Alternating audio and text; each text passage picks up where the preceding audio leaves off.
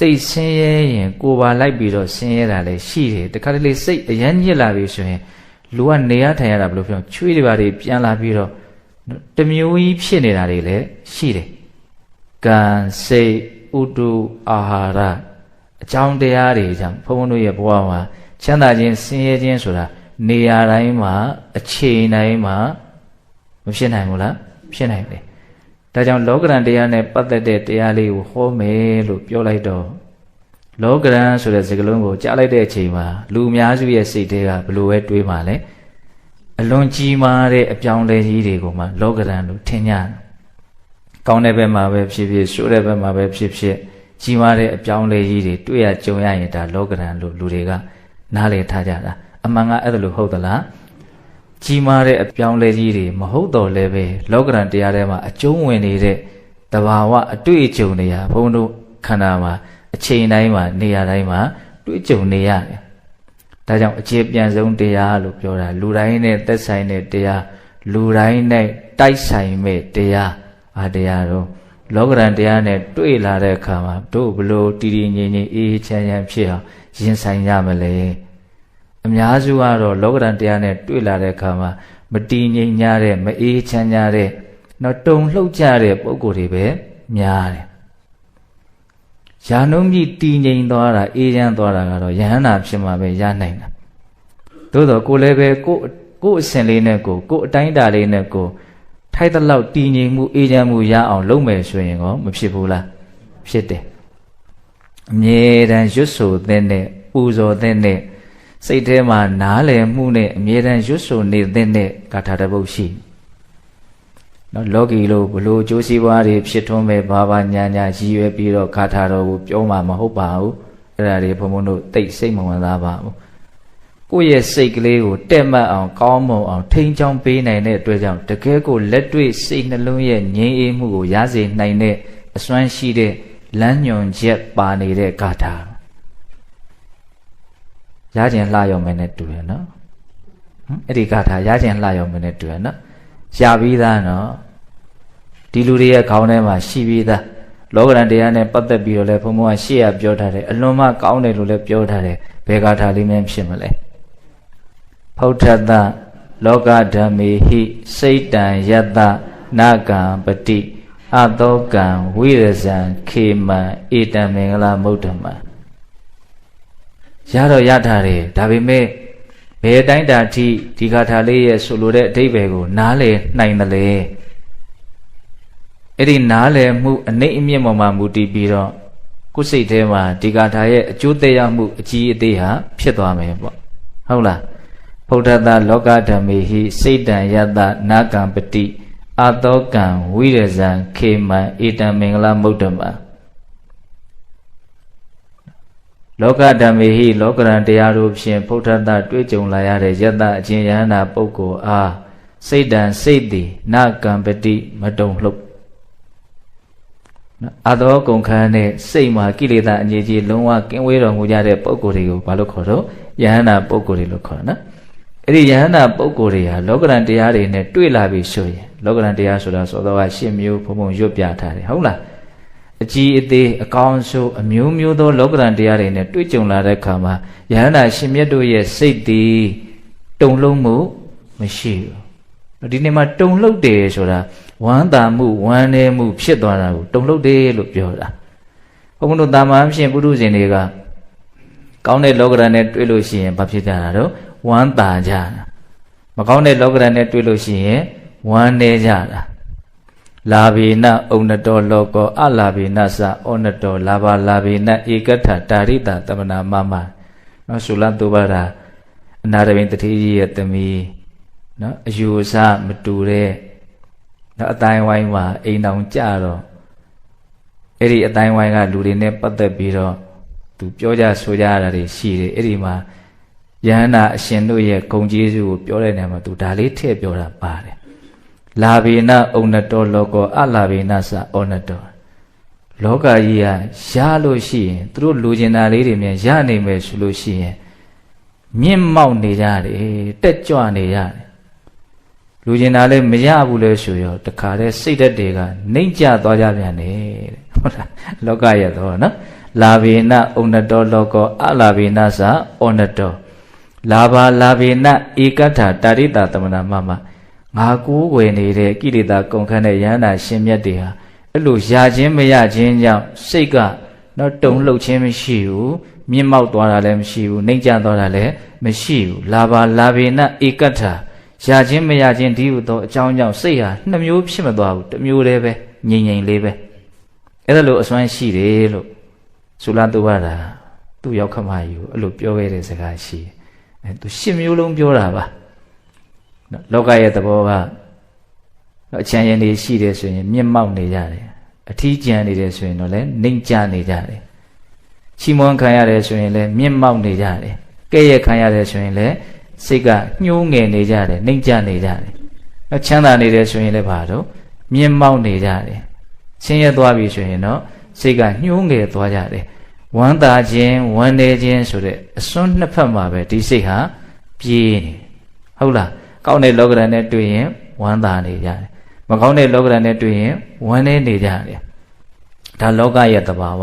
ခုယန္တာရှင်မြတ်တွေကြတော့အဲ့လိုမျိုးမဟုတ်နော်ဗုဒ္ဓတလောကဓမ္မေဟိစိတ်တံယတ္တနကံပတိနကံပတိတုံလုံးမှုမရှိဘူးတဲ့ဘလို့အတွေ့အကြုံနဲ့ပဲတွေ့ဘာကြီးဖြစ်လို့နေသူ့စိတ်ထဲမှာဝမ်းသာခြင်းဝမ်းနည်းခြင်းဖြင့်တုံလုံးနေတာမျိုးမရှိဘူးအတောကံစိတ်ထဲမှာစိုးရိမ်မှုလည်းမရှိဘူး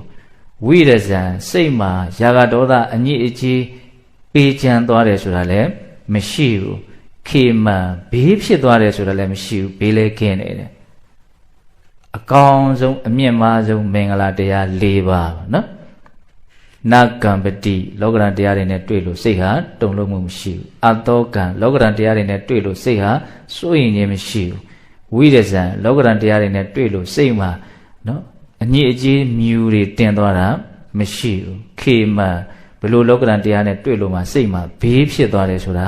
မရှိဘူးတဲ့ဘလောက်ကောင်းတော့နော်ဧတံမင်္ဂလမုဒ္ဓမာအဲ့ဒါအလွန်မှနော်မျက်နှိုးစရာကောင်းတဲ့မင်္ဂလာတရားလို့ခေါ်တာအဲ့ဒါအမြဲတမ်းရော့အဓိပ္ပာယ်ကိုသိပြီးတော့ရော့ဟုတ်လားအဲ့လိုဆိုလို့ရှိရင်ကိုကနော်အတူယူစရာအားကြစရာစံတစ်ခုကိုမှရှိနေရရောက်တယ်ဟုတ်လားဩယန္တာရှင်မြတ်တည်းရဲ့စိတ်ဟာဘလို့အတွေ့အကြုံမျိုးနဲ့ပဲတွေ့ဘလို့ခြေနေမျိုးတွေပဲဖြစ်နေသူတို့ရဲ့စိတ်မှာတုံ့လို့တယ်ဆိုတာမရှိဘူးစိုးရိမ်နေဆိုတာမရှိဘူးကိလေသာမြူတင်သွားတယ်ဆိုတာမရှိဘူးဘေးဖြစ်သွားတယ်ဆိုတာမရှိဘူးအဲ့တော့ကျွတ်တို့ရွတ်ဆိုရတဲ့နားလည်မှုနဲ့ရွတ်ဆိုရတဲ့ပုဂ္ဂိုလ်ရဲ့စိတ်ထဲမှာဘာဖြစ်သွားနိုင်တော့အားကြတဲ့စိတ်ဖြစ်သွားနိုင်တယ်ငါလည်းအဲ့လိုဖြစ်ရင်ကောင်းပါပဲဆိုတဲ့စိတ်မျိုးဖြစ်မလာနိုင်ဘူးလားဖြစ်လာနိုင်တယ်အကယ်၍အဲ့ဒီအချိန်မှာကိုကနော်ထင်ရှားတဲ့လောကဓာတ်တရားတစ်မျိုးမျိုးတွေ့လို့နော်စိတ်ရတုံလုံးမှုမြန်ဖြစ်နေမဲ့အခါကာလမျိုးကြုံရမယ်ဆိုလို့ရှိရင်ကိုယ်အဲ့ဒီဂါထာမှာပါတဲ့အစုံမလေးကသတိပေးနေရရောက်သွားနိုင်မယ်ကိုယ့်ရဲ့စိတ်ကိုအကောင်းဆုံးဖြစ်အောင်ထိန်းချောင်းပေးတဲ့အနေအထားမျိုးကိုလည်းရောက်သွားနိုင်တယ်မကောင်းဘူးလားအဲ့လိုဖြစ်မယ်ဆိုရင်ကနော်ဒါကြောင့်လောကဓာတ်တရားနဲ့တွေ့ရင်ဘုန်းဘုန်းတို့ကနော်တည်တည်ငြိမ်ငြိမ်ဖြစ်အောင်ကြိုးစားကြရမှာဘယ်သူတွေကိုဘုန်းဘုန်းတို့စံထားပြီးတော့ကိုယ့်ရဲ့စိတ်ကလေးကိုတည်ငြိမ်အောင်ကြိုးစားကြမှာတော့ဘုရားယန္တာအရိယာပုဂ္ဂိုလ်ကြီးတွေကိုစံထားပြီးတော့ကြိုးစားကြရမှာဟုတ်လားမြတ်စွာဘုရားအဲ့လိုလည်းပဲတော့အတူယူအားကြပြီးတော့ကောင်းတဲ့ကောင်းကြိုးစားသေးခြင်းနဲ့စိတ်တွေနဲ့ဒေသနာတွေအများကြီးဟောခဲ့တာရှိတာပဲလေမြတ်စွာဘုရားလက်ထက်ကရှင်ဗတ္တိယဆိုတာဒီတစ်ပါးရှိတယ်သူ့ရဲ့နာမည်အပြည့်စုံကလာကုံတကကဗတ္တိယသူအရက်ပုတယ်ဥကွာကွာလေးဖြစ်နေတယ်ဒါပေမဲ့ရှင်သာရိပုတ္တရာဟောတဲ့တရားကိုနာယူပြီးတော့သူကယဟန္တာဖြစ်နေတာနော်အဲ့တော့သူ့ရဲ့ဒီပုတဲ့အရက်နော်ရုပ်ဆင်းအင်္ဂါကိုကြည့်ပြီးတော့ပုထုဇဉ်ယဟန်တွေကနော်စကြနောက်ကြတချို့လည်းပဲချစ်စနိုးနဲ့နေရုပ်ကလေးဆွဲကြနှာခေါင်းလေးဆွဲကြအဲ့လိုမျိုးပြောင်းကြနောက်ကြတာရှိသူဘလို့ချီနေမျိုးနဲ့ပဲကြုံသူ့ရဲ့စိတ်ထဲမှာဝမ်းသာတယ်ဝမ်းနေတယ်ဆိုတာမရှိဘူး तू ကအမြဲတမ်းပဂရိအေးချမ်းတည်ငြိမ်တဲ့စိတ်နဲ့နေနိုင်တဲ့အရည်အသွေးရှိနေတာပေါ့အဲ့တော့ယဟန်တွေကနော်စကြနောက်ကြရင်းနဲ့ဘလို့မှတုံလုံးမှုမရှိတဲ့အခါမှာသတိထားမိတယ်ပေါ့ဩဘာပြောလို့မှစိတ်ထဲမှာဝမ်းသာတယ်ဆိုတာလည်းမရှိဝမ်းနေတယ်ဆိုတာလည်းမရှိ အဲ့ဒါသူ့ရဲ့အဲ့ဒီအည်အသွေးကိုသတိမထားမိလို့ကိုသူတို့မရဘူးသတိထားမိတယ်အဲ့ဒါနဲ့မြတ်စွာဘုရားကိုသွားလျှောက်ကြတော့မြတ်စွာဘုရားကသူကယန္တာပုဂ္ဂိုလ်ဖြစ်နေသူ့ရဲ့စိတ်ကဘာတုံလုံးမှုမှမရှိဘူးအဲ့ဒါလိုမြတ်စွာဘုရားချီးမွမ်းပြီးတော့ဂါထာတစ်ပုဒ်ဟောတယ်အဲ့ဒီဂါထာလေးလဲစောစောဂါထာလေးနဲ့တွဲပြီးတော့ရွတ်เสียကောင်းတယ်တေလောယထာဧကကနောဝါတေနနသမိရတိဧဝံနေနပတန္တာတုနသမိစ္ဆန္တိပန္တိတာတေလောယထာဧကကနောဝါတေနနသမိရတိတကယ်ကိုကြောက်သားအတိပြေးနေတဲ့ကြောက်တောင်ကြီးတစ်ခုနော်မြေတောင်မဟုတ်ဘူးနော်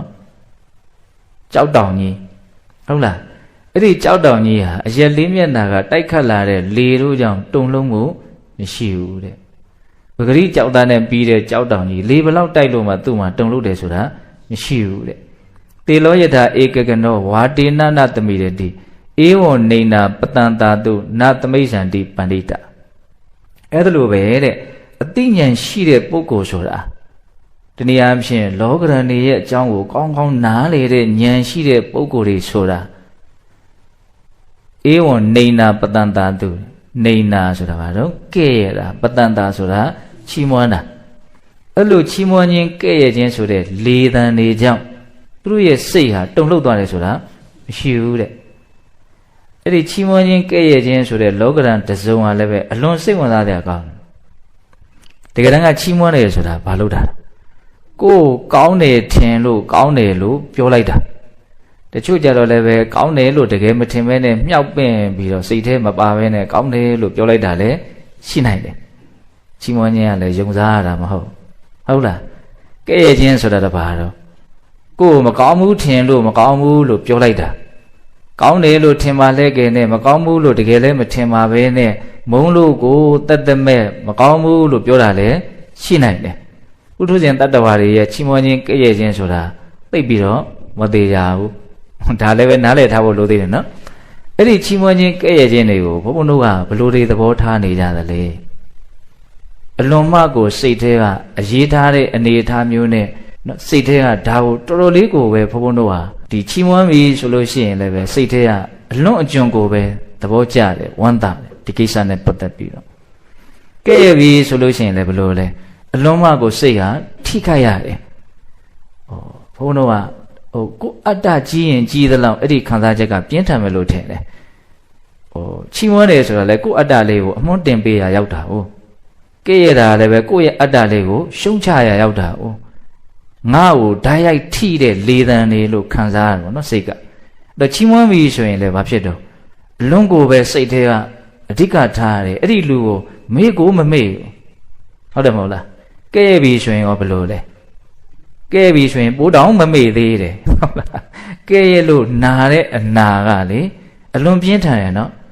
အဲ့တော့စဉ်းစားကြည့်သမ်းပါဦးနော်ဒီချီးမွမ်းတယ်ကဲ့ရဲ့တယ်ဆိုတာကကိုယ့်ရဲ့ဘဝအပေါ်မှာကိုယ့်ကိုယ်ပေါ်မှာနော်ဘယ်လောက်ထိအကျိုးသက်ရောက်မှုတကယ်ရှိသွားသလဲဆိုရင်သူ့ဒီချီးမွမ်းခြင်းကဲ့ရဲ့ခြင်းတက်တက်ကြောင့်တော့ဘာမှအကျိုးသက်ရောက်မှုမရှိဘူးသူကလေသံပဲပေါ်လာပြီးတော့ကြောက်သွားတဲ့သဘောပဲဒါဖြစ်ရင်ဘာလို့စိတ်ထဲမှာဒီချီးမွမ်းခြင်းကဲ့ရဲ့ခြင်းကြောင့်ဖြစ်ပေါ်သွားတဲ့ခံစားချက်တွေဟာသိပ်ပြီးတော့ပြင်းပြင်းထန်ထန်ကြီးဖြစ်သွားရသလဲစဉ်းစားကြည့်သင့်တယ်နော်သူ့ရဲ့လေသံလေးကလေသံလေးတက်တက်ကြောင့်ဘုံဘုံတို့ကိုဘာမှကောင်းတဲ့ဘက်မှာရောဆိုးတဲ့ဘက်မှာရောထိခိုက်မှုမရှိဘူးဒါပေမဲ့စိတ်ထဲမှာဘယ်နဲ့ကြောင့်ကောင်းတဲ့ဘက်ဆိုးတဲ့ဘက်မှာအကြီးအကျယ်ထိခိုက်သွားရသလဲဘယ်သူနဲ့ပေါင်းပြီးတော့အလုတ်လုတ်သွားတယ်လို့ထင်လဲကိုယ်စိတ်အတွေးတွေနဲ့ပေါင်းပြီးတော့အလုတ်လုတ်သွားတာချီးမွမ်းခြင်းကဲ့ရဲ့ခြင်းကစိတ်အတွေးတွေနဲ့ပေါင်းပြီးတော့အလုတ်လုတ်သွားတာအဲ့ဒါကိုယ့်ရဲ့စိတ်ကအမှားတွေးတွေးမယ်ဆိုရင်တွေးသလောက်အဲ့ဒါထိခိုက်မှာပဲဥစိတ်ကအမှန်တွေးနိုင်ရင်တွေးနိုင်တဲ့လောက်ထိခိုက်မှုမရှိဘူးတကယ်တမ်းကချီးမွမ်းခြင်းကြောင့်လည်းကိုယ်တကယ်ကောင်းသွားတာမဟုတ်ကဲ့ရဲ့ခြင်းကြောင့်လည်းကိုယ်တကယ်ဆိုးသွားတာမဟုတ်ကိုပင်ကိုကကောင်းရင်ကောင်းမှာပဲကိုပင်ကိုကဆိုးရင်ဆိုးမှာပဲသူကောင်းတယ်ပြောတိုင်းလည်းကောင်းတာမှမဟုတ်တာသူဆိုးတယ်ပြောတိုင်းလည်းဆိုးတာမှမဟုတ်တာဒါအပေါ်ရင်တွေးကြည့်မယ်ဆိုရင်တောင်မှကိုဘဝဆိုးခြင်းကောင်းခြင်းရဲ့ပုံမှာဘာအကျိုးသက်ရောက်မှုမှမရှိဘူးဆိုတာထင်ရှားတယ်အဲ့ဒါလောက်အရေးမပါတဲ့ကိစ္စကိုဘုံဘုံတို့ဟာဘယ်နဲ့ကြောင့်အကြီးအကျယ်ခံစားနေကြသလဲအစဉ်းစားတယ်မို့လားစဉ်းစားတယ်လေဘာလို့အကြီးအကျယ်ခံစားရတာလို့ဆိုတော့ဉာဏ်မရှိလို့ပေါ့အမှန်မသိလို့ပေါ့ဟိုမှာအမှန်သိကြတဲ့ယဟန္တာပုဂ္ဂိုလ်တွေကြတော့စိတ်ထဲမှာ ချီးမွမ်းခြင်းကဲ့ရဲ့ခြင်းကြောင့်ဘာတုံလို့မှမရှိဘူးဥမာဘလို့ပေးတာတော့နော်ကြောက်သားပဂရိနဲ့ပြီးတဲ့ပဂရိကြောက်တောင်ကြီးဟာတိုက်ခတ်လာတဲ့လေတို့ကြောင့်တုံလို့မှုမရှိသလိုလို့အဲ့လိုဥမာပေးထားတယ်ဟုတ်လားအဲ့တော့ဘုန်းဘုန်းတို့ရဲ့စိတ်နှလုံးကအဲ့ဒီကြောက်တောင်ကြီးလို့ခိုင်မာနေအောင်ဘုန်းဘုန်းတို့ကဘာနဲ့မုံမှန်ထားရမလဲဆိုရင်ဉာဏ်ပညာနဲ့မုံမှန်ထားရမယ်ဉာဏ်ပညာဆိုလို့စိတ်တွေကရှောက်ပြီးတော့ဟိုဉာဏ်ပညာဆိုတာဘာကြီးလဲလို့အတွေးတွေချောမနေနဲ့အောင်ဉာဏ်ပညာဆိုတာတဘာဝတရားတွေအကြောင်းကိုအမှန်သိတာကိုပြောတာဒီနေရာမှာဘယ်ဉာဏ်ဘာကိုသိကြတာကိုဉာဏ်ပညာလို့ဒီနေရာမှာဆိုရင်တာလဲဆိုအဲ့ဒီချီးမွမ်းခြင်းကဲ့ရဲ့ခြင်းရဲ့အကြောင်းကိုအမှန်သိတဲ့ဉာဏ်ပညာကိုဒီနေရာမှာဉာဏ်ပညာလို့ဆိုရင်တာခုနကတော့ဘုံဘုံတသိတပိုင်းပြောလိုက်ပြီနော်ချီးမွမ်းခြင်းကြောင့်လည်းကိုယ်တကယ်ကောင်းမသွားနိုင်ဘူးကဲ့ရဲ့ခြင်းကြောင့်လည်းကိုယ်တကယ်ဆိုးမသွားနိုင်ဘူးအဲ့ဒါကိုကလည်းချီးမွမ်းခြင်းကဲ့ရဲ့ခြင်းကြောင့်ကိုအစိတ်အပိုင်းတစ်ခုအနေနဲ့အခန်းကဏ္ဍတစ်ခုအနေနဲ့ဘုံဘုံတို့သိလိုက်တယ်လို့ဆိုနိုင်မို့လားအဲ့ဒါကိုကဉာဏ်ပညာပဲအဲ့ဒါလောက်လေးသိမယ်ဆိုရင်တော့အရင်ကြီးတုံလှုပ်သွားတဲ့အကြောင်းမရှိဘူးနော်သူကောင်းတယ်ပြောတိုင်းငါတကယ်ကောင်းသွားတာမှမဟုတ်တာသူဆိုးတယ်ပြောတိုင်းငါတကယ်ဆိုးသွားတာမှမဟုတ်တာငါစိတ်ထဲကနော်ကောင်းတယ်ပြောတာကြီးကိုဘယ်နဲ့ကြောင့်လောက်ကြီးအရသာခံသွားတာလဲမကောင်းဘူးလို့ပြောတာကိုဘာကြောင့်ဘယ်နဲ့ကြောင့်လောက်ကြီးစိတ်ကထိခိုက်သွားတာလဲဒါကိုဘုန်းဘုန်းတို့အဖြေရှာနိုင်ရင်ရှာနိုင်တယ်လို့အဖြေမှန်ကိုတွေးရင်တွေးတယ်လို့အဲ့ဒါဉာဏ်ရှိတယ်လို့ဆိုရတယ်ဟုတ်လားအဲ့တော့ဉာဏ်ပညာတကယ်ကြီးရင်ကြီးတယ်လို့ဒီလောကဓာတ်တရားကြောင့်စိတ်ဟာတုံလုံးမှုနေသွားတာပဲနော်အဲ့တော့ဒါမြတ်စွာဘုရားပေးတဲ့ဥမာလေးအဲ့ဒါဘုံဘုံကသောသောဂါထာလေးနဲ့တွဲပြီးတော့ရွတ်စေခြင်းဟုတ်လားဗုဒ္ဓတလောကဓမ္မေဟိစိတ်တံယတနာကံပတိအတောကံဝိရဇံခေမဣတံမင်္ဂလမုဒ္ဓမအကောင်းဆုံးမင်္ဂလာတရား၄ပါးအကောင်းဆုံးအမျိုးမျိုးသောအတွေ့အကြုံတွေလောကဓာတ်ကိုအဲ့လိုတောင်ဘုံဘုံကဘာသာပြန်ခြင်းနဲ့အတွေ့အကြုံတွေ့ရယုံကြုံရယုံမှာပဲကောင်းတာလည်းဖြစ်မယ်ဆိုးတာလည်းဖြစ်မယ်အကောင်းထဲမှာလည်းအကြီးဖြစ်ခြင်းဖြစ်မယ်အသေးဖြစ်ခြင်းဖြစ်မယ်ဆိုးထဲမှာလည်းအကြီးဖြစ်ခြင်းဖြစ်မယ်အသေးဖြစ်ခြင်းဖြစ်မယ်အချိန်တိုင်းနေရာတိုင်းမှာတွေ့ကြုံနေရတဲ့သဘာဝတရားတွေတူရဆုလိုက်မယ်ဆိုရင်ဘယ်နှမျိုးတော့10မျိုးအကောင်း၄မျိုးအဆိုး၄မျိုးလွတ်သလားမလွတ်ဘူးဘယ်အချိန်မှမလွတ်ဘူးအမြဲတွေ့နေဟုတ်လားအဲ့ဒီတွေ့လာတဲ့ချိန်မှာဘုန်းတို့ရဲ့စိတ်ကိုတုန်လှုပ်မှုမရှိအောင်စိုးရိမ်မှုမရှိအောင်ကိလေသာမြူမတင်အောင်ဘေးမဖြစ်အောင်ဘုန်းတို့ဟာအကောင်းဆုံးနော်စိတ်ရဲ့ဉာဏ်ပညာတွေနဲ့ရင်ဆိုင်နိုင်ဖို့ဖြတ်သန်းနိုင်ဖို့လိုမယ်ပေါ့နော်တို့ဒီနေရာမှာဦးဇင်းတို့ဒါကချီးမွမ်းခြင်းကဲ့ရဲ့ခြင်းနဲ့ပတ်သက်ပြီးတော့ဦးစားပေးပြီးတော့ပြောမိတာပေါ့လေတကယ်ကတော့လောကဓာတ်၈ပါးသလုံးဘဝမှာဘာဖြစ်နေတော့တွေ့ကြုံနေကြတာပဲနော်သူ့ချိန်နဲ့သူ့အကြောင်းတရားနဲ့သူအမျိုးမျိုးဘာလို့တော့တွေ့နေကြတာကြုံနေကြတာအဲ့လိုတွေ့လာကြုံလာတဲ့အခါမှာတည်ငြိမ်မှုရှိအောင်ငြိမ်သက်မှုရှိအောင်ဘုန်းတို့နော်ဘလို့ရင်ဆိုင်မလဲဘလို့ဒီလောကဓာတ်တရားတွေရဲ့ပုံမှာရှုမြင်မလဲအရေးကြီးဆုံးကအဲ့ဒီလောကဓာတ်တရားတွေရဲ့ပုံမှာကိုယ့်ရဲ့အမြင်ဟာအရေးကြီးဆုံးပဲကိုယ့်ရဲ့အမြင်ကမှန်တယ်ဆိုလို့ရှိရင်ဘယ်လောကဓာတ်ကမှကိုယ့်ကိုတုံ့လောက်အောင်မလုပ်နိုင်ကိုယ့်ရဲ့အမြင်ကမှားမယ်ဆိုရင်တော့လောကဓာတ်အသေးလေးကတော့လည်းပဲကိုယ့်ကိုအကြီးအကျယ်ပျက်စီးသွားအောင်ဆင်းရဲသွားအောင်နှိမ့်ဆက်နိုင်လိမ့်မယ်နော်တို့ဒီနေရာမှာဒီလောကဓာတ်တရားနဲ့တွေ့ရင်နော်တည်တည်ငြိမ်ငြိမ်အေးချမ်းချမ်းလေးနေနိုင်ဖို့အတွက်နော်အကောင်းဆုံးမြတ်စွာဘုရားသင်ကြားပေးထားတဲ့သုတ်တန်တစ်ပုဒ်ရှိတယ်အဲ့ဒါလေးကိုဘုံဘုံအနှစ်ချုပ်ပြီးတော့ပြောမယ်ဟုတ်လားယဟန်တို့တဲ့လောကမှာလောကဓာတ်တရား၈ပါးဆိုတာရှိတယ်အဲ့ဒီလောကဓာတ်တရားတွေကတတ္တဝါတွေနောက်ကိုလိုက်နေတာလည်းရှိတယ်တတ္တဝါတွေကိုယ်တိုင်ကလောကဓာတ်တရားနောက်ကိုလိုက်နေတာလည်းရှိတယ်တဲ့ဒီရစဟောရနော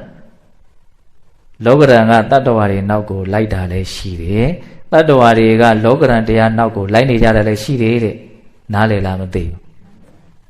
လောကဓာတ်ကကိုယ်နောက်လိုက်တာရှိတယ်ကိုကလောကဓာတ်နောက်ကိုလိုက်တာလည်းရှိတယ်အဲ့ဒါလေးကိုဘုံဘုံနားလည်တယ်လို့ရှင်းပြမယ်လောကဓာတ်ကကိုယ်နောက်လိုက်တယ်ဆိုတာဘာပြောတာလဲဆိုတော့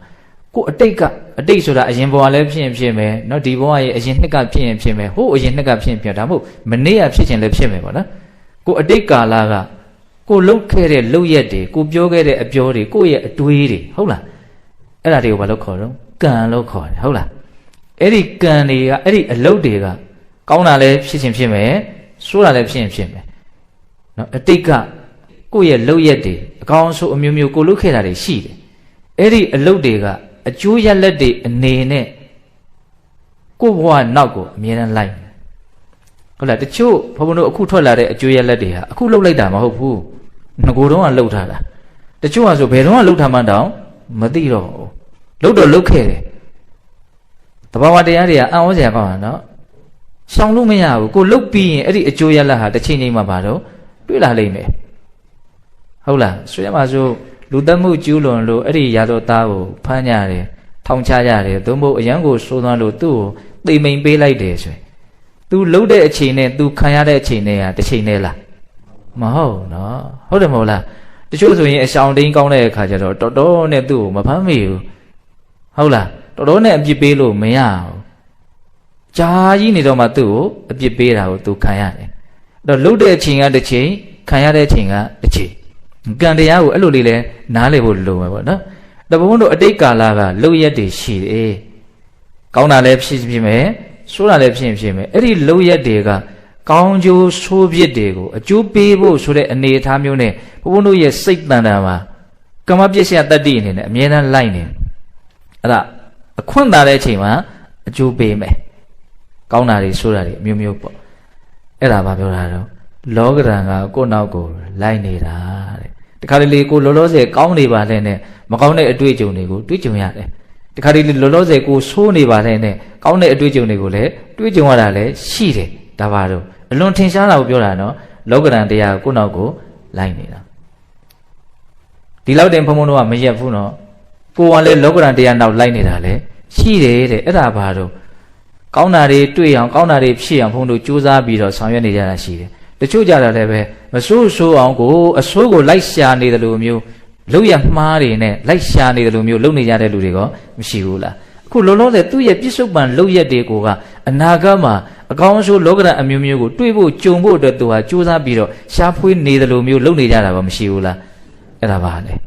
လောကဓာတ်နောက်ကိုသူလိုက်နေတာနော်မတွေ့အောင်ကိုရှားနေတာလောကဓာတ်ကိုအဲ့တော့လောကဓာတ်ကကိုယ့်ကိုရှားတာရှိတယ်ကိုကလောကဓာတ်ကိုရှားတာရှိတယ်သူရှားကိုရှားဆိုတော့ဘာတော့တွေ့မှာအမြဲကိုတွေ့နေတာနော်အခုကျွတ်တို့တွေ့နေတာအဲ့ဒါကျွတ်တို့ရှားခဲ့တာတွေတွေ့နေတာပဲဘဘတရားကိုလက်တွေ့ကြကြပြောရင်လည်းအခုဒီထဲမှာဘာလို့ဒီလိုလေးဒီအတန်ကိုနားထောင်နေရတာတော့မနေ့တုန်းကတို့အကြောင်းသွားမယ်ဆိုတော့စဉ်းစားပြီးတော့လာခဲ့လို့ပေါ့ဘယ်သူလှုပ်တာတော့ကိုလှုပ်တာပဲလေဘလောက်ရှင်းတော့တရားမြင်အောင်ကြည့်နော်အဲ့တော့မြတ်စွာဘုရားအဲ့လိုလေးစပြီးတော့ဟောတာယဟန်တို့တဲ့လောကဓာတ်တရား၈ပါးရှိတယ်အဲ့ဒီလောကဓာတ်တရား၈ပါးဟာတတ္တဝါတွေနောက်ကိုလိုက်နေတာရှိတယ်လို့တတ္တဝါတွေကလည်းလောကဓာတ်တရားနောက်ကိုလိုက်နေတာရှိတယ်ဒါကြောင့်မို့လို့ဉာဏ်ရှိသည်ဖြစ်စေမရှိသည်ဖြစ်စေလူမိုက်ပဲဖြစ်ဖြစ်ပညာရှိပဲဖြစ်ဖြစ်ဘယ်လိုလူမျိုးမဆိုအဲ့ဒီလောကဓာတ်တရားတွေကိုအမြဲတမ်းတွေးကြုံနေရတယ်တဲ့တွေးရလိမ့်မယ်ကြုံရလိမ့်မယ်ဘုံတို့ရှောင်လို့မရအဲ့ဒါဆက်ပြီးတော့မြတ်စွာဘုရားဗာမင်းရှိတုံးဆိုတော့လောကဓာတ်တရားတွေတွေးကြတဲ့အခါမှာတဲ့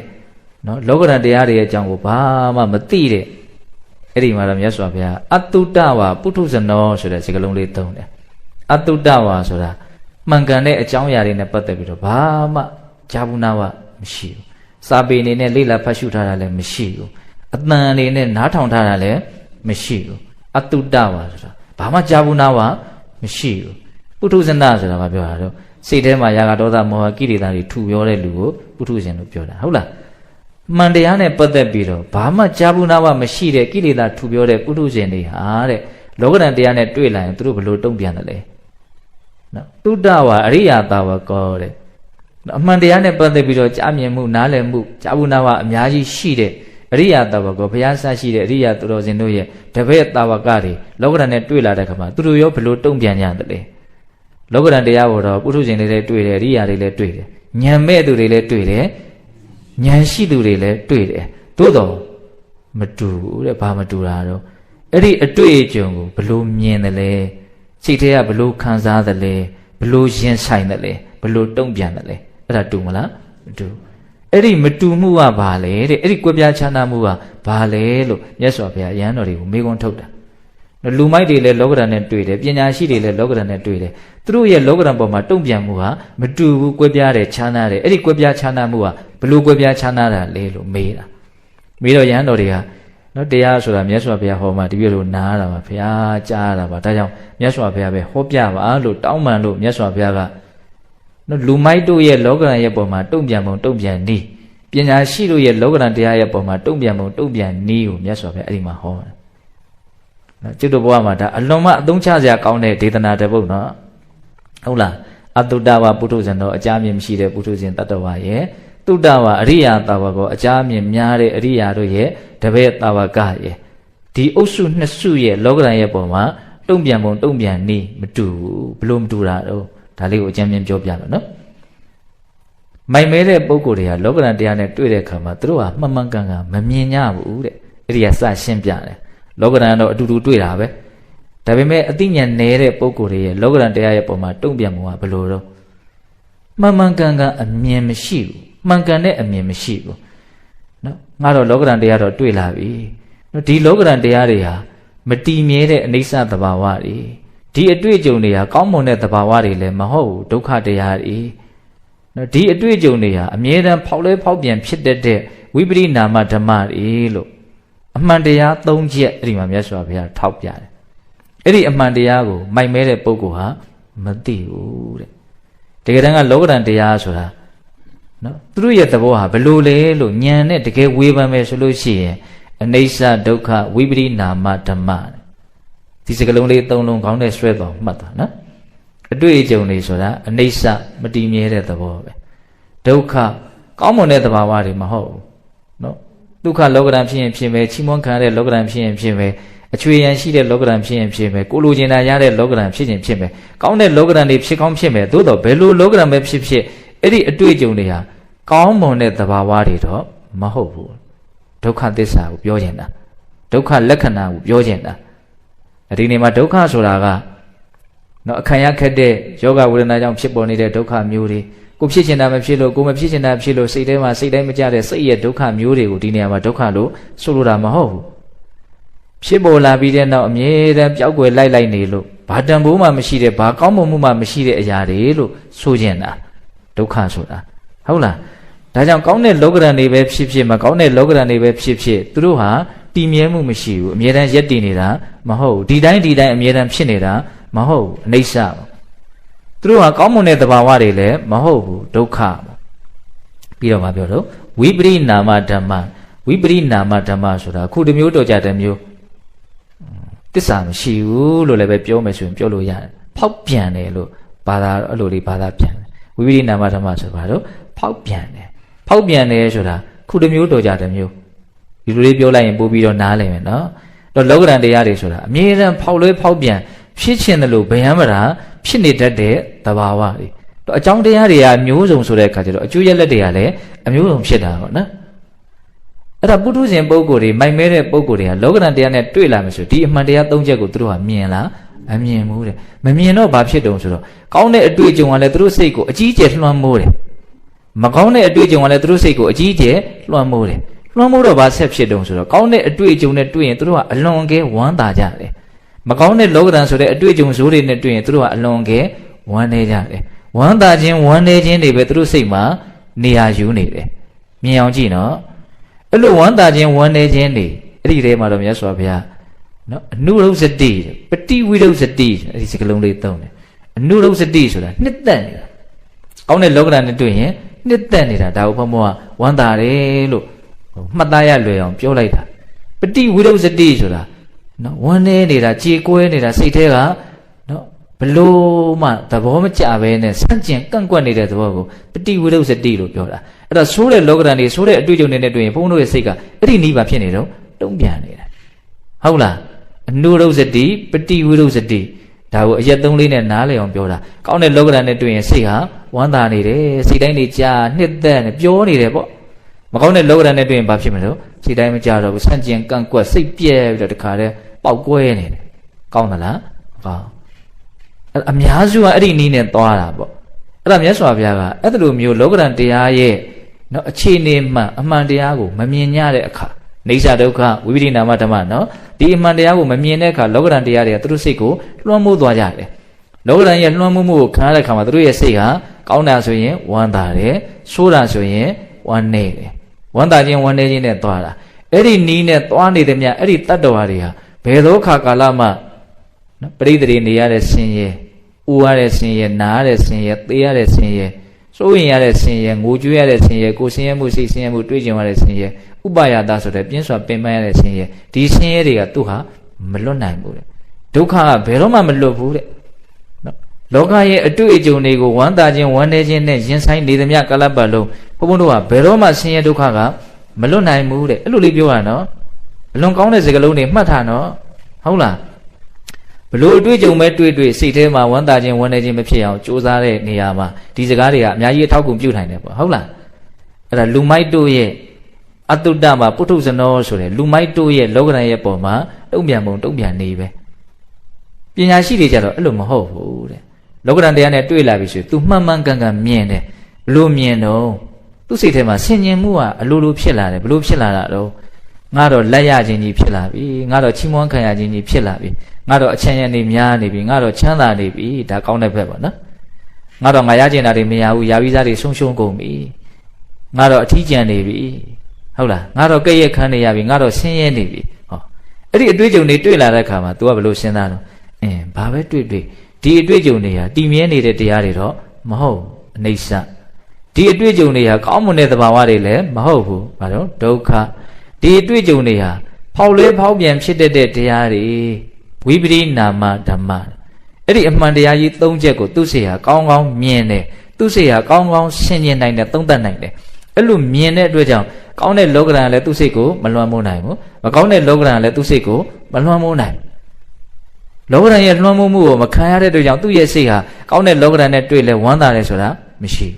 းဆိုးတဲ့လောကဓာတ်နဲ့တွေ့လို့သူ့စိတ်ဟာဝမ်းနေတယ်ဆိုတာလည်းမရှိဘူးဟောဝမ်းသာခြင်းဝမ်းနေခြင်းမရှိဘူးအဲ့ဒီလိုဝမ်းသာခြင်းဝမ်းနေခြင်းမရှိတဲ့လူဟာလွတ်မြောက်တော့မယ်တဲ့ပရိသေတွေနေရတဲ့ဒုက္ခဥဝနာယသေရတဲ့ဒုက္ခမသေးခင်မှာတော့တွေ့ရကြုံရမယ်တောကပရိဒေဝဒုက္ခဒေါမနတဥပယတောဆိုတဲ့တရားစိုးတွေနောက်ဆုံးမြတ်စွာဘုရားအလုံးစုံသောဒုက္ခတွေကလွတ်လိမ့်မယ်တဲ့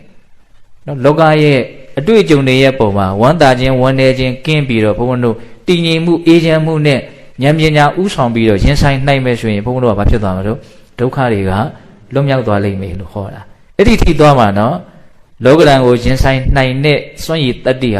ာအခုချမ်းသာရုံနဲ့မကဘူးဆင်းရဲဒုက္ခကသာဝရလွတ်မြောက်သွားတဲ့အနေထားတရားစီကိုလည်းပဲဥတည်နေတယ်အဲ့ဒါကိုဘာလို့ရမှာတော့မြင်ရမယ်ဟုတ်လားဒါဘုံဘုံကဒုတိယလောကဓမ္မသုတ်တန်ဆိုပြီးတော့အင်္ဂုတ္တပါဠိတော်အထက်ကနိဗ္ဗာန်မှာမှတ်တမ်းတင်ထားတဲ့သုတ်တန်လေးကိုအတူချုပ်ပြီးတော့ပြောပြတာလူမိုက်တို့ရဲ့အတွေ့အကြုံဆိုတဲ့လောကဓာတ်ရဲ့ပုံမှာတုံ့ပြန်ပုံတုံ့ပြန်နည်းပညာရှိတို့ရဲ့လောကဓာတ်တရားရဲ့ပုံမှာတွေ့ကြုံပုံတွေ့ကြုံနည်းတူသလားအတူဘလို့မတူတာတော့အမြင်မှန်ရှိခြင်းမရှိခြင်းတွေမတူတဲ့အတွက်ကြောင့်အကျိုးရလဒ်တွေလည်းမတူကွဲပြားခြားနားသွားကြတာ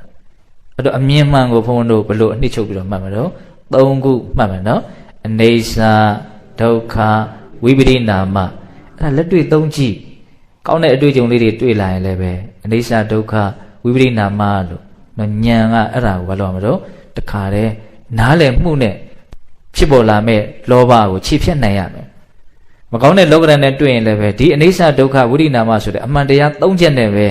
နော်ဒေါသတွေဖြစ်မလာအောင်ဖြစ်လာရဲဆိုရင်လည်းအဲ့ဒီဒေါသတွေကိုခြေဖြတ်နိုင်အောင်ကြိုးစားမယ်ဒါအကောင်းဆုံးလက်နက်ပဲဟုတ်လားအနေစာကိုသိတဲ့ဉာဏ်ပညာဒုက္ခကိုသိတဲ့ဉာဏ်ပညာဝိပရိနာမဓမ္မကိုသိတဲ့ဉာဏ်ပညာအဲ့ဒီဉာဏ်ပညာဘာလို့အကောင်းဆုံးလက်နက်ပဲနော်ပညာအာဟုဒပညာဆိုတာလက်နက်လို့ဘုရားဟောတာရှိတယ်။ကုံဘူပမံကာယမိမံဝိဒိတဝါနဂရုပမံစိတ်တမိတံထပိတဝါယောဒေထမာရံပညာဝုဒေနဇိတင်္စရခေအနိဝေတနောတိယဒီကထာလေးအလွန်ကောင်းဟုတ်လားယောဒေထမာရံပညာဝုဒေနပညာဆိုတဲ့လက်နက်နဲ့လောဘဒေါသမောဟဆိုတဲ့မန်ကိုစစ်ထိုးပါလို့ဘုရားအဲ့လိုဆုံးမတာရှိဟုတ်လားနော်လောဘဒေါသမောဟဆိုတဲ့မန်ကိုယံသူကိုဘာနဲ့စစ်ထိုးရမှာလို့ပညာဆိုတဲ့လက်နက်နဲ့စစ်ထိုးရမယ်အဲ့တော့ပညာဆိုတာဘာပြောရတော့အနေစာဒုက္ခဝိပရိနာမဓမ္မကိုတကယ်သိတာတကယ်နားလည်တာနော်အတွေ့အကြုံတွေရဲ့မတည်မြဲတာကိုတကယ်သိတယ်အတွေ့အကြုံတွေရဲ့ကောင်းမွန်တဲ့သဘာဝမဟုတ်ပုံကိုတကယ်သိတယ်အတွေ့အကြုံတွေရဲ့ဖောက်လဲဖောက်ပြန်ဖြစ်တတ်တဲ့သဘာဝကိုတကယ်သိတယ်အဲ့ဒါကိုတကယ်သိမယ်ဆိုရင်ဘုန်းဘုန်းတို့မှာအကောင်းဆုံးလက်နက်ကိုရထားတယ်လို့ဆိုနိုင်တယ်ပေါ့ဟုတ်လားအဲ့ဒါဆိုရင်ရန်သူကိုခြေမုံနိုင်ပဲရန်သူကိုခြေမုံနိုင်ပဲဆိုရင်ဒီစိတ်ဟာမဖြစ်ပြီတော့မဆင်းရဲတော့ဟိုငြိမ်းအေးမယ်ဒီသဘောကိုပြောတ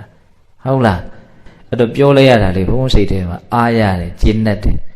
နော်တရားကလည်းတခါတလေပြောလိုက်တိုင်းစိတ်ထဲကစိတ်တိုင်းကြသွားတာတော့မဟုတ်ဘူးတခါတလေကိုယ့်အကိုဘာလို့လွတ်နေမှမသိဘူးစိတ်ကကျဉ်တ်မှုကိုအပြည့်အဝမရဘူးပေါ့နော် ဒီနေ့ပြောရတာလေစိတ်ထဲမှာတော်တော်ကျဉ်းနှံ့မှုလေးရတယ်ဟုတ်လားပြန်ပြီးတော့အနှစ်ချုပ်ကြည့်မယ်နော်အကောင်းဆုံးဂါထာလေးအမြဲတမ်းရွတ်ဖို့အဲ့ဒီအစပြောလိုက်တာဟုတ်လားဖုဒ္ဓတလောကဓမ္မေဟိစိတ်တံယတ္တနာကံပတိအတောကံဝိရဇံခေမံဧတံမင်္ဂလမုဒ္ဓမ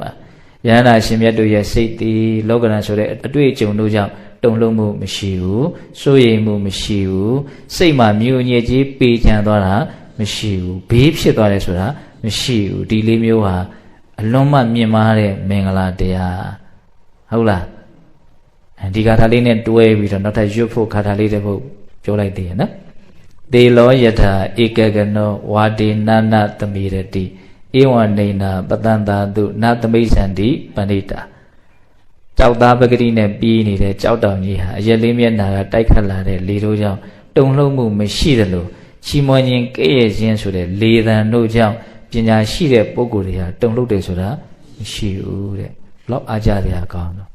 အဲ့လိုရွတ်လိုက်တာနဲ့ကိုပဲတော်တော်လေးတော့ငြိမ်သွားမယ်နော်ဟုတ်လားနော်တရားနဲ့စိတ်နဲ့ကိုမဝေးစေနဲ့ဟုတ်လားတရားနဲ့စိတ်နဲ့ဝေးရင်အဲ့ဒီစိတ်ဆင်းရဲလိမ့်မယ်နော်အဲ့တော့လောကဓာတ်တရားတွေရဲ့အပေါ်မှာတွေ့ကြုံလာတဲ့အခါမှာအကောင်းဆုံးရှင်ဆိုင်နိုင်ဖို့အတွက်နောက်ပိုင်းလေးမှာဗာပြောလိုက်တော့နော်ပညာရှိတို့ရဲ့လောကဓာတ်ရဲ့အပေါ်မှာရင်ဆိုင်ပုံရင်ဆိုင်နည်းဉာဏ်မဲ့သူတို့ရဲ့လောကဓာတ်တရားရဲ့အပေါ်မှာရင်ဆိုင်ပုံရင်ဆိုင်နည်းဒါကိုပြောလိုက်တယ်နော်အနှစ်ချုပ်လေးနားလည်ရမယ်ဟုတ်လားဉာဏ်မဲ့သူတွေဟာလောကဓာတ်တရားရဲ့အပေါ်မှာသူတို့အမြင်မှန်မရှိဘူးဉာဏ်ရှိသူတွေကလောကဓာတ်တရားရဲ့ပုံမှာသူတို့ဟာအမြင်မှန်ရှိတယ်အမြင်မှန်ဆိုတာကပြောတာတော့အနေစာဒုက္ခဝိပရိနာမဓမ္မကိုသိတာမြင်တာအတွေ့အကြုံတွေဆိုတာဒါမျိုးတွေပါကွာလို့သိတာဟုတ်လားမတည်မြဲတဲ့အရာလို့သိတာမကောင်းမွန်တဲ့အရာလို့သိတာဖောက်လဲဖောက်ပြန်ဖြစ်တတ်တဲ့အရာတွေလို့သိတာဒီလိုဖြစ်တတ်တဲ့သဘာဝမျိုးတွေနဲ့ကိုယ့်ရဲ့စိတ်ကိုနော်ငါတုံလှုပ်အောင်လုပ်လို့ဘယ်တင့်တော်မလို့လို့ဉာဏ်ကအလိုလိုနားလည်မှာတကယ်သိမယ်ဆိုလို့ရှိရင်တုံလုံးမှုကလည်းမဖြစ်သွားမှာတော့နည်းသွားမှာနော်ဉာဏ်ရှိတဲ့လူတွေကအဲ့ဒီအမြင်မှန်နဲ့လောကဓာတ်တရားကိုရင်ဆိုင်ကြတာအဲ့ဒီအမြင်မှန်ရှိမယ်ဆိုရင်လောကဓာတ်တရားရဲ့လွှမ်းမိုးမှုကိုမခံရအောင်ဟုတ်လားလောကဓာတ်တရားရဲ့လွှမ်းမိုးမှုကိုမခံရဘူးဆိုရင်ကောင်းတာနဲ့တွေ့လဲ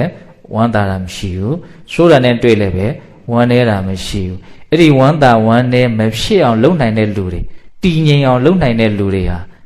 ဒုက္ခအားလုံးကတော့လွတ်မြောက်သွားလိမ့်မယ်လို့အဲ့လိုခေါ်တာနော်မြတ်စွာဘုရားအတွေ့အကြုံတွေကိုဝမ်းသာမှုဝမ်းနည်းမှုနဲ့သာရင်ဆိုင်နေမယ်ဆိုရင်အဲ့လိုရင်ဆိုင်နေသမျှကလပ်ပတ်လုံးဘယ်တော့မှကိုယ်ဟာဒုက္ခကမလွတ်နိုင်ဘူးအဲ့ဒါဒုက္ခကလွတ်ချင်တယ်ဆိုရင်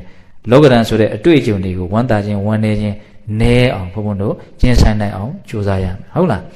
နောက်ဆုံးဝမ်းသာခြင်းဝမ်းနည်းခြင်းလုံးဝချုပ်ငြိမ်းတဲ့အဆင့်ကိုနော်အကောင်းဆုံးဘုံဘုံတို့မျှော်မှန်းပြီးတော့ကြိုးစားမယ်ဆိုလို့ရှိရင်ပို့ပြီးတော့မကောင်းဘူးလားကောင်းတယ်နော်အဲ့ဒါကိုလည်းမျှော်မှန်းတတ်ဖို့လိုမယ်နော်အခုလည်းပဲငြိမ်ငြိမ်အေးအေးနေနေအောင်ငါကြိုးစားမယ်နော်နောက်မှလည်းပဲ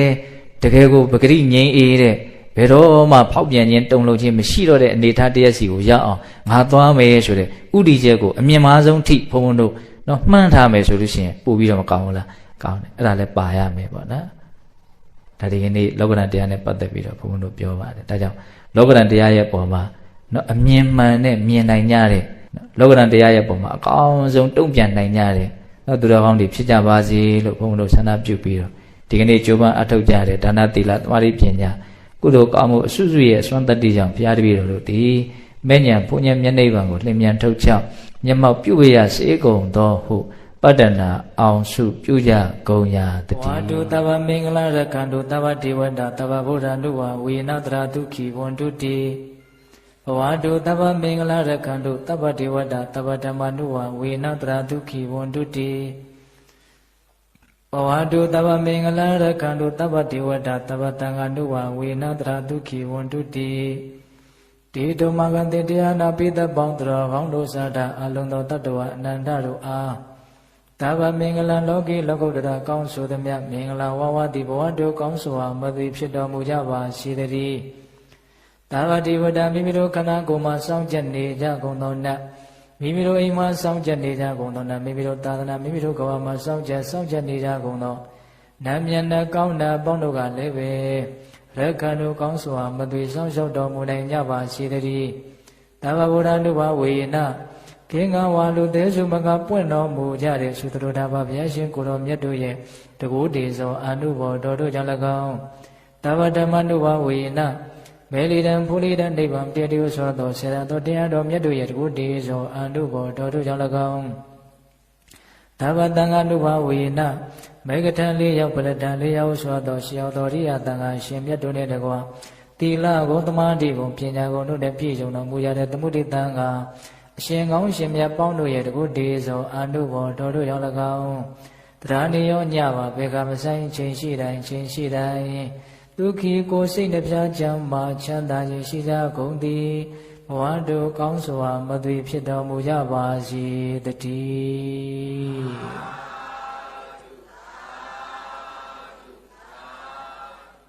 ကဲ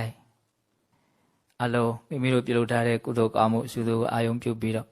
ဤကုသိုလ်ကောင်းမှုအစုတို့ကြောင့်မဲ့ညာဘုညာမျက်နှိပ်ပံကိုလင်းမြန်ထုတ်ချောက်မျက်မှောက်ပြုပါရစေလို့ဆုတောင်းကြမယ်တတ္တဝအနန္တကုသိုလ်ကောင်းမှုရဲ့အဖို့ပါကအညီမျှရပြီးတော့ချမ်းသာကြပါစေလို့စေနာမေတ္တာရှိထားပြီးတော့အမြတ်တမ်းများပေးဝေကြမယ်အလုံးညီညာညာလိုက်ပြီးတော့ဆိုရအောင်အရှင်ဖေယဘုရားတပည့်တော်တို့သည်ယနေ့ယခုပြုလုပ်အပ်သောဒါနသီလသမာဓိပညာကုသိုလ်ကောင်းမှုအစွတ်စွတ်တို့သည်မဲ့ညာဖို့ညာ